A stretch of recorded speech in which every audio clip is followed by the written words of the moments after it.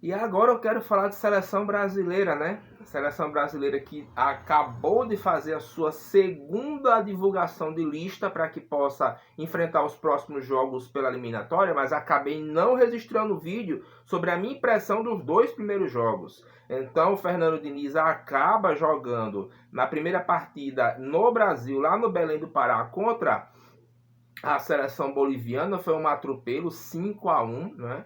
Com uma nova formação, a formação alternativa, com nosso grande nome em nível de seleção no momento, o Neymar, vindo jogar no meio campo para que ele possa alimentar essa seleção e esses atletas com a bola mais qualificada. Acabou dando certo, o Brasil teve grande infiltração, grandes possibilidades de ataque, né? Um poder ofensivo muito grande. Agora, vale destacar um outro lado também, né? O tamanho da fragilidade dos adversários.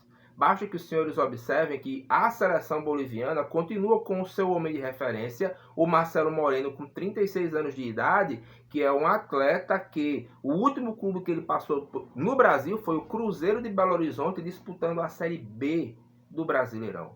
E contra o Peru, numa vitória magrinha no final do jogo, o gol de Marquinhos, por 1-0, acaba que este homem de referência, achei o Peru bem acima do que a seleção boliviana, nem se compara. O homem de referência é o Paulo Guerreiro, do alto dos seus 39 anos, cujo último time que o Guerreiro joga no Brasil, ídolo de tantas grandes torcidas, foi o Avaí pela Série B do Campeonato Nacional.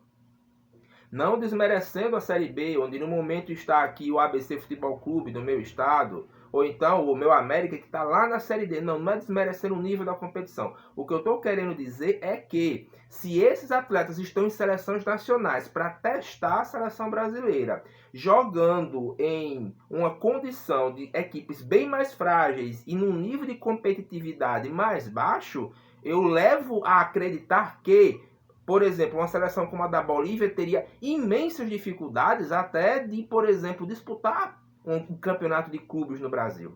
Disso eu não tenho a menor dúvida. De modo que o Brasil precisará ter enfrentamentos muito mais fortes, muito mais robustos, para que qualifique essa equipe visando uma futura Copa do Mundo, em função dessa tamanha fragilidade.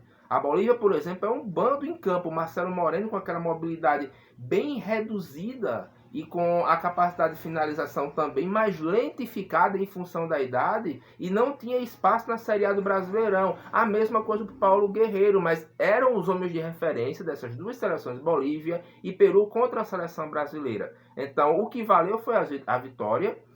Apesar do placar elástico contra a Bolívia, o primeiro trabalho de Fernando Diniz, né, que está nesse imbróglio aí, o treinador Ancelotti chega, se não chega. No entanto, as minhas considerações iniciais, que para início de trabalho tá bom. Foi feita agora a segunda convocação, vamos ver o que é que está vindo pela frente em nível de seleção brasileira de Brasil, mas para o início de trabalho tá dando para o gasto, né? Não dá para cobrar tanto nesse início, mas em compensação, o nível técnico dos adversários em nível sul-americano, meus amigos, é de doer nos olhos.